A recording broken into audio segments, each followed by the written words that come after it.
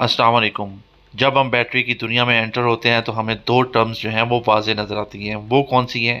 पहली ampere our और दूसरा है वाट आवर।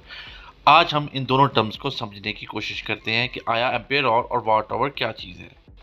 तो सबसे पहले बात कर लेते हैं हम एम्पेयर आवर की। एम्पेयर आवर क्या चीज़ है? ये बैटरी की एनर्जी है जो आपको बताती है कि ये बैटरी इतने एम्पेयर इतने आवर्स तक आपको प्रोवाइड कर सकती है। ये 100 एम्पेयर 12 वोल्ट में भी हो सकती है, 100 एम्पेयर हॉर 24 वोल्ट में भी हो सकती है, 100 एम्पेयर हॉर 48 वोल्ट में भी हो सकती है। इन तमाम बैटरीज की एनर्जी कैपेसिटी डिफरेंट है। तो अगर कोई आपसे पूछता है कि आपकी बैटरी कितनी बड़ी है तो आप 100 एम्पेयर और नहीं कह सकते। क्यों? क्योंकि ये वोल्टेज पे डिपेंड कर रही है। इसीलिए हम वाट आवर की टर्म यूज़ करते हैं ताकि बैटरी की एक्यूरेट जो एनर्जी है उसको डिस्क्राइब किया जा सके। क्योंकि जब हम वाट आवर की बात करते हैं तो वो बैटरी के वोल्टेज को भी इंक्लूड करता है।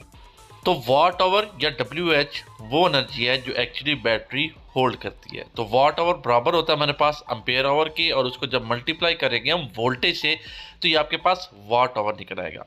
अब यहाँ पे एग्जांपल लेते हैं कि अगर आपके पास बैटरी के जो वोल्टेज हैं वो 12 वोल्ट हैं और आपके पास जो एम्पेयर आवर है वो 100 एम्पेयर आवर है, तो आपके पास जो वाट आवर की वैल्यू निकलेगी वो होगी 1200 वाट आवर। लेकिन अगर यहीं पे हम वोल्टेज चेंज कर देते हैं, फॉर एग्जाम्पल वोल्ट रखते हैं 24 वोल्ट और एम्पियर आवर सेम रखते हैं, वो होंगे 100 एम्पियर और, तो यहाँ पे हम देखेंगे तो आपके पास जो वाट आवर है वो अब चेंज निकलेगा और वो होगा 2400 वाट आवर। यहाँ पे देखिए एम्पियर आवर तो सेम है लेकिन वोल्टेज चेंज होने से वाट आवर चेंज हो रहे हैं, तो इसलिए वाट आवर जो है वो एक्चुअल एनर्जी आपको बता रहा होता है बैटरी की।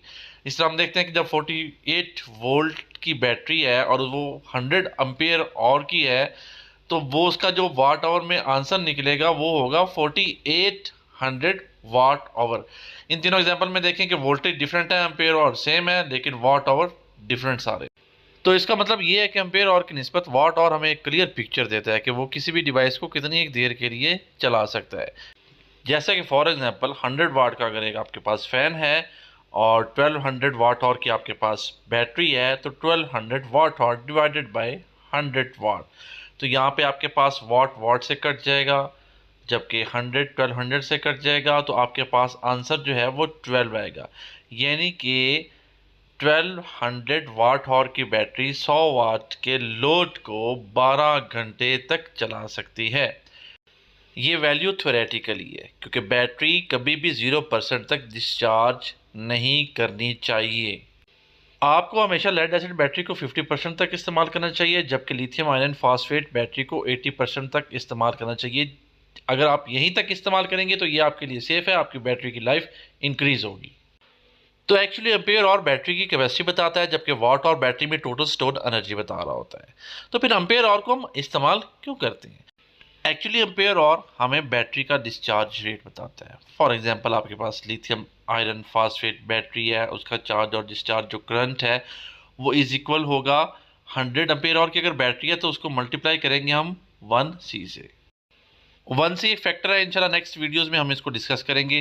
तो भी फिलहाल ये समझे कि लिथियम आयरन फॉस्फेट बैटरी को अगर 1C से मल्टीप्लाई करें तो 100 एम्पेयर आता है। इस तरह लेड एसिड बैटरी का चार्ज और डिस्चार्ज करंट जो है वो होगा 1C नहीं होगा, वो 0.2C होगा।